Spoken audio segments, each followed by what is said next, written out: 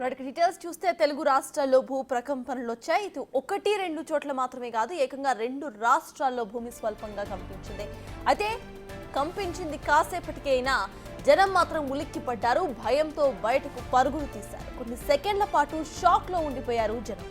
చాలా చోట్ల ఇళ్లల్లో వస్తువులు చెల్లాచెదురుగా పడిపోయాయి. ఫ్యాన్లు ఊగిపోయాయి. ఇక గోడలు బీటలు వారాయి. దాదాపు 20 ఏళ్ల తర్వాత తెలంగాణలో ఇదే అతి పెద్ద ప్రకంపన అని నిపుణులు చెబుతున్నారు. ములుగులో 5.3గా రిక్టార్ స్కేల్ పై నమోదైనట్లుగా స్పష్టం చేశారు. ఇక గోదావరి తీరం వెంబడి భూమి కంపించినట్లుగా తెలుస్తోంది.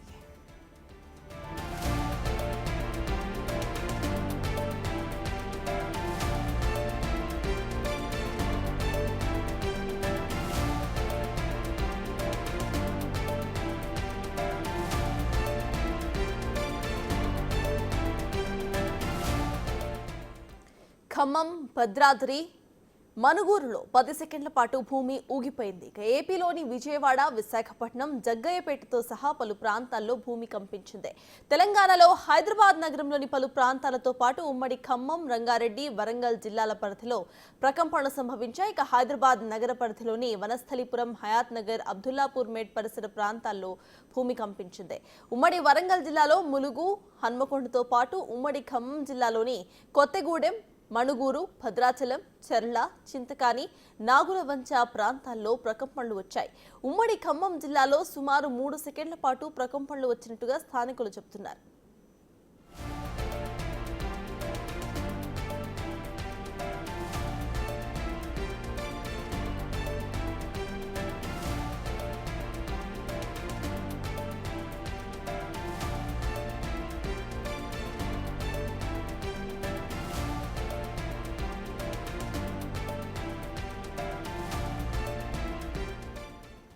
ముఖ్యంగా ములుగు కేంద్రంగా భూ ప్రకంపనలు జరిగినట్టుగా తెలుస్తోంది. ఈ భూ ప్రకంపనలు గోదావరి తీరానికి అతి సమీపంలో ఉన్నట్లు తెలుస్తోంది. దాని ప్రభావం చుట్టూ ఉన్న జిల్లాలకు, ప్రాంతాలకు పాకింది. సింగరేణి కోల్డ్ బెల్ట్ దగ్గర ఇంత తీవ్రంగా భూమి షేక్ అవ్వటం ఇదే తొలిసారి అని స్థానికులు చెబుతున్నారు.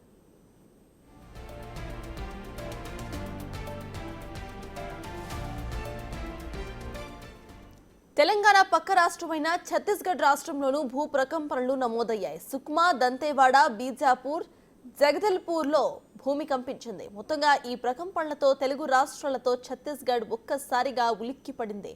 ఒకసారి చోటు చేసుకున్న ఈ పరిణామం వెనుక కారణం అసలు ఏమై ఉంటుంది అనేది ఇప్పుడు హాట్ టాపిక్ గా మారింది.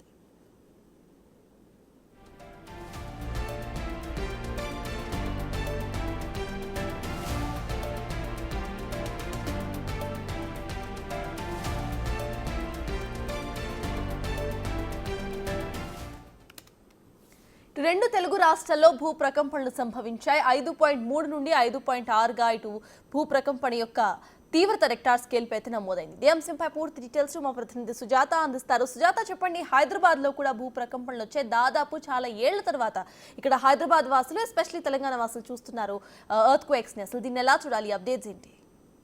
35 సంవత్సరాల క్రిందట సంభవించినటువంటి భూ ప్రకంపనలు మళ్ళీ ఇప్పుడు రావడంతో ఒక్కసారిగా ప్రజలు భయాందోళనకు గురి అవుతున్నారు. ఎందుకంటే తెలుగు రాష్ట్రాల్లో 2 నుంచి 7 సెకండ్ల పాటు భూ ప్రకంపనలు వచ్చినట్లుగా కూడా చెప్తున్నారు. తెల్లవారుజామున అంటే 7 గంటల 26 నిమిషాల నుంచి 7 గంటల 30 నిమిషాల వరకు పలు చోట్లయితే మాత్రం ఈ భూ ప్రకంపనలు రావడంతో ఇళ్లలో నుంచి ప్రజలు ఒక్కసారిగా బయటికి పరుగులు తీశారు. తెల్లవారుజామున జరగడంతో అంటే చాలా వరకు అయ్యప్ప స్వాములు కావచ్చు, అదేవిధంగా మరికొంతమంది స్కూల్కి పిల్లల్ని కానీ, ఉద్యోగాలకు వెళ్ళే వాళ్ళు కానీ, ఎర్లీ మార్నింగ్స్ వెళ్ళే వాళ్ళు లేచినటువంటి సమయంలోనే ఇది గమనించడంతో పరుగులు తీశారు. అయితే ఇప్పుడు భూ ప్రకంపనలు జరిగినటువంటి ప్లేసెస్ చూస్తే సింగరేణికి సంబంధించినటువంటి ప్రాంతాలతో పాటు గోదావరి ప్రాంతాల్లోనే ఎక్కువగా సంభవించినట్లు తెలుస్తుంది. రీసెంట్గా ములుగు జిల్లాలలో దాదాపు లక్షలాది చెట్లు కింద పడిపోయినటువంటి ఘటన చూసాము. ఆ తర్వాత ఇలా సంభవించడం పట్ల ప్రజలైతే మాత్రం భయాందోళనకు గురి అవుతున్నారు. మరోవైపు శాస్త్రవేత్తలు కూడా ఎక్కడెక్కడ భూ భూ ప్రకంపనలు వచ్చాయో వాటి మీద అయితే పరిశీలన చేస్తున్నారు. మరోవైపు లోతుగా అంటే భూమికి సంబంధించి మనదంతా కూడా దక్కన్కి సంబంధించినటువంటి పీఠభూమి కాబట్టి ఆ భూమి పలు ప్రాంతాల్లో ఎక్కడెక్కడ ఇలా సంభవించే అవకాశాలు ఉంటున్నాయి, ఎందుకు సంభవిస్తున్నాయి అనే దాని మీద కూడా పరిశోధనలు ఆరా తీస్తున్నటువంటి పరిస్థితి ఉంది. మరోవైపు లోతట్టు ప్రాంతాలతో పాటు హై రైజ్ బిల్డింగ్స్ ఎక్కడైతే నిర్మించారో వాటికి సంబంధించినటువంటి ప్రాంతాల్లో కూడా వాటికైతే ఇప్పుడు ఎలాంటి ప్రమాదం లేదు, కానీ కొన్ని ప్రాంతాలు అయితే మాత్రం డేంజర్గానే ఉంటాయని చెప్పుకోవచ్చు.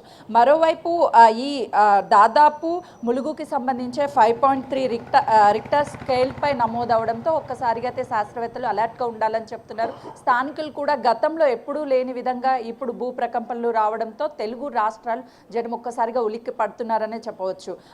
మరోవైపు హైదరాబాద్కి సంబంధించి వనస్థలిపురం అదేవిధంగా ఎల్బీ నగర్ పలు ప్రాంతాల్లో కూడా భూ ప్రకంపనలు వచ్చాయన్నట్లుగా అయితే ప్రజెంట్ తెలుస్తుంది. దాన్ని గమనించడానికి ఏదైతే రిక్టర్ స్కేల్ ఉందో 5.3 నమోదైంది కాబట్టి ఆ పైన కానీ ఎక్కువ నమోదైతే చాలా ప్రమాదమని పరిశోధకులు చెప్తున్నారు. అదేవిధంగా గతంలో కూడా అంటే భూ ప్రకంపనలు వచ్చినప్పటికీ 5.3 రిక్టర్ స్కేల్ కంటే తక్కువ ఉంటే 3 కానీ 2 నమోదు అవుతూనే ఉంటాయి. అవి మనం గమనించడానికి వీలు ఉండదు. 5.3 వచ్చేసరికి గమనించామని పరిశోధకులు చెప్తున్నారు. మరోవైపు రాళ్లలో పగుళ్ళ వల్ల కూడా భూ ప్రకంపనలు రావచ్చని పరిశోధకులు చెప్తున్నటువంటి పరిస్థితి ఉంది. మొత్తానికైతే హైదరాబాద్, వరంగల్, హనుమకొండ తదితర ప్రాంతాల్లో భూ ప్రకంపనలు ఉదయం నుంచి తెల్లవారుజామున అంటే 2 నుంచి 7 సెకండ్ల వరకే సంభవించినట్లు చెప్తున్నారు. అసలు దీని మీద పరిశోధకులు ఏం చెప్పబోతారు? కేవలం గోదావరి ప్రాంతాల తీరంలోనే దాంతోపాటు సింగరేణి పరిసర ప్రాంతాలు ఏవైతే ఉన్నాయో ఆ ప్రాంతాల్లోనే సంభవించినట్లయితే మాత్రం ప్రస్తుతం తెలుస్తుంది. సత్తాస్. Right, thank you Sujatha.